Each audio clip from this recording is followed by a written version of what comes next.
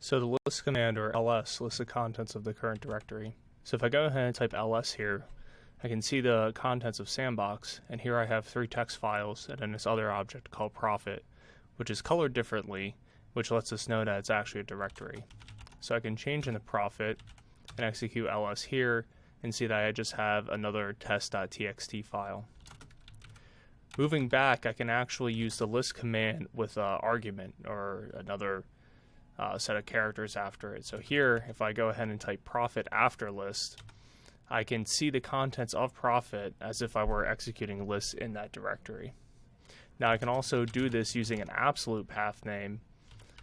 And so here, if I go ahead and type the absolute path name to profit and execute list, I get the same answer. Now there's a couple useful options I want to cover. The first is this -a or all option. Here it lists all the contents of a file. So here we see we get 3 extra objects in this directory. The first is this dot, which indicates the current directory. The second is this double dot, which indicates the parent directory. Next I have this dot hidden txt.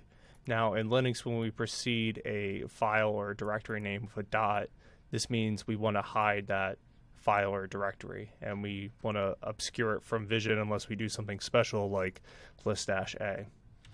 The next option I want to cover is the list-l or long option. So here, each object in the directory gets its own line, and we have a bunch of information associated with it. Starting with the first character, this D indicates that profit is a directory, while these dashes indicate that these text files are just simply normal files. Next, we have 9 characters in sets of 3 that state the permissions of the object in the directory. So here we have read, write, and execute, and if it's replaced by a dash, this means that we don't actually have this permission. So the first 3 are corresponding to the owner of that object. The next 3 correspond to the group of that object, and the last 3 correspond to the permissions of anyone else on the system. Next, we have the number of links to the object. So for a directory, it is linked to itself and also its parent directory at least. If we put another subdirectory in here, this would have another link. And here we simply have one link for these text files, which is to the current directory. Next, we have the owner of the object.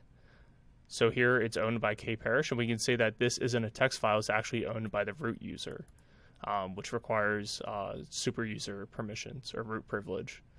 Next, we have the group. Now, if you're just on your home machine, this is typically just going to be your username repeated. Next, we have the size of the file in bytes. So we can see profit is 4096 bytes, while these text files are actually empty because they're at 0 bytes. And finally, we have the date the object was last modified.